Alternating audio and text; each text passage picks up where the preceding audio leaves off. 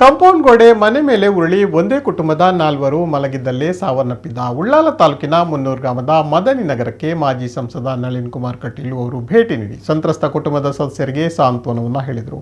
ಬಳಿಕ ಮಾಧ್ಯಮಗಳ ಜೊತೆ ಮಾತನಾಡಿದ ಅವರು, ಇದು ವಸತಿ ಪ್ರದೇಶವಾಗಿದ್ದು ಸರ್ಕಾರ ಮತ್ತು ಅಧಿಕಾರಿಗಳು ಮುಂಜಾಗ್ರತಾ ಕ್ರಮಗಳನ್ನು ಕೈಗೊಳ್ಳಬೇಕು.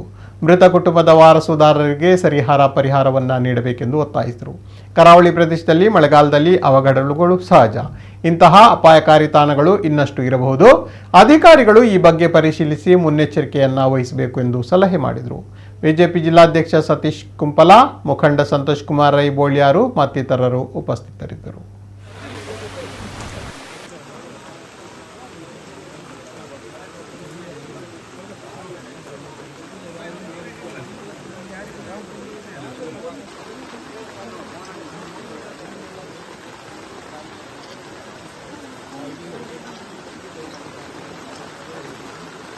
ದಕ್ಷಿಣ ಕನ್ನಡ ಜಿಲ್ಲೆಯ ಮಂಗಳೂರು ಮತಕ್ಷೇತ್ರದ ವ್ಯಾಪ್ತಿಯಲ್ಲಿರುವ ಮದನಿ ನಗರದಲ್ಲಿ ಇವತ್ತು ಮುಂಜಾನೆ ರಿಯಾಜ್ ಮತ್ತು ಮೇರಿ ದಂಪತಿಗಳು ಅವರ ಇಬ್ಬರು ಪುತ್ರಿಯರು ವಾಸ ಇರತಕ್ಕಂಥ ಮನೆ ಮೇಲೆ ಗುಡ್ಡೆ ಕುಸಿತದಿಂದ ಆಗಿರುವಂಥ ಅವಘಡದಿಂದ 4 ಜನ ದುರ್ಮರಣಕ್ಕೀಡಾಗಿದ್ದಾರೆ. ಅವರ ಆತ್ಮಗಳಿಗೆ ಸದ್ಗತಿಯನ್ನು ಬಯಸ್ತೇನೆ. ವಿಶೇಷವಾಗಿ ಆ ಕುಟುಂಬದ ಎಲ್ಲರಿಗೂ ದುಃಖವನ್ನು ಸಲ್ಲಿಸುವ ಶಕ್ತಿಯನ್ನು ಭಗವಂತ ಕೋಟಿ ಪ್ರಾರ್ಥನೆ ಮಾಡ್ತೇನೆ. ಮತ್ತು ಈ ಮನೆ ಮತ್ತು ಈ ಪ್ರದೇಶ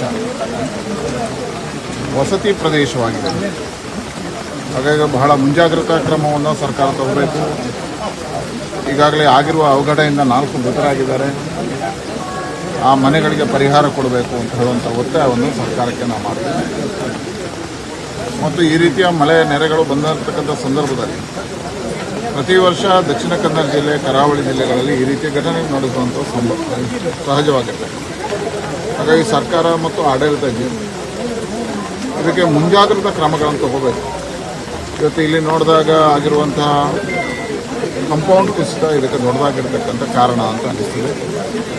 ಮತ್ತು ಮುಂದಕ್ಕೂ ಬಹಳಷ್ಟು ಮನೆಗಳು ಈ ಪ್ರದೇಶದಲ್ಲಿ ಇರೋದ್ರಿಂದ, ಇನ್ನೂ ಕುಸಿತ ಆಗುವ ಸಂಭವಗಳಿರೋದ್ರಿಂದ ತಕ್ಷಣ ಅಧಿಕಾರಿಗಳು ಇದರ ಬಗ್ಗೆ ಕ್ರಮ ತಗೋಬೇಕು ಅನ್ನುವಂಥ ಆಗ್ರಹವನ್ನು ಮಾಡ್ತೇನೆ. ವಿಶೇಷವಾಗಿ ಆ ಕುಟುಂಬಗಳಿಗೆ ಈಗ ಪರಿಹಾರವನ್ನು ಸರ್ಕಾರ ಕೊಡಬೇಕು ಅಂತ ಹೇಳ್ತಾ ಇದ್ದೀನಿ.